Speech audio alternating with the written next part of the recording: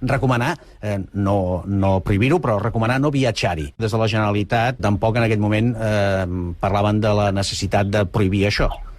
No, i de fet no s'ha prohibit. De fet no s'ha prohibit, és cert, és així. Sí. Cal alguna mena de relació especial, un seguiment específic amb la comunitat italiana a Catalunya? No, de cap manera. Les persones que han estat allà tampoc cap problema. I no cal patir pel tema mascaretes, que ja sap vostè que s'esgoten, que la gent les busca. Ni són requerides, ni són recomanables, ni ens aporten res de seguretat. Clarament és que no estem en pandèmia i no podríem parlar en cap cas d'això.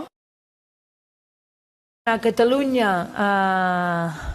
tenim cas importat i, per tant, això vol dir que no hi ha transmissió local, no hi ha transmissió comunitària en el nostre país.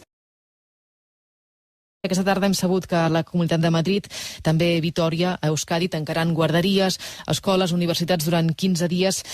Aquí no cal això encara, senyor Guix? En absolut, en el moment actual no. Se segueix preocupant més la grip que el coronavirus. Hem de saber si el Saló de l'Ensenyament ha d'estar obert o no està obert, perquè allà hi van molts nens i nenes i pares i mares, no? Doncs avui no hi ha una raó objectiva que ens digui que s'hauria de tancar. Sí, però la Fira de l'Alimentària s'ha ajornat. Sí, és un context molt diferent, per això.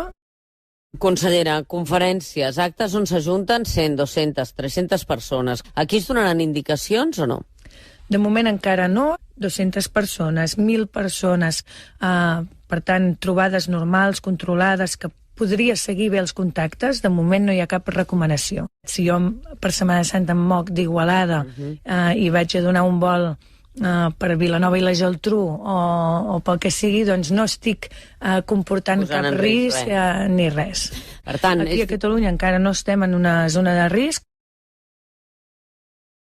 Com a conciutadana d'Igualada, una abraçada molt gran als veïns i veïnes, als meus pares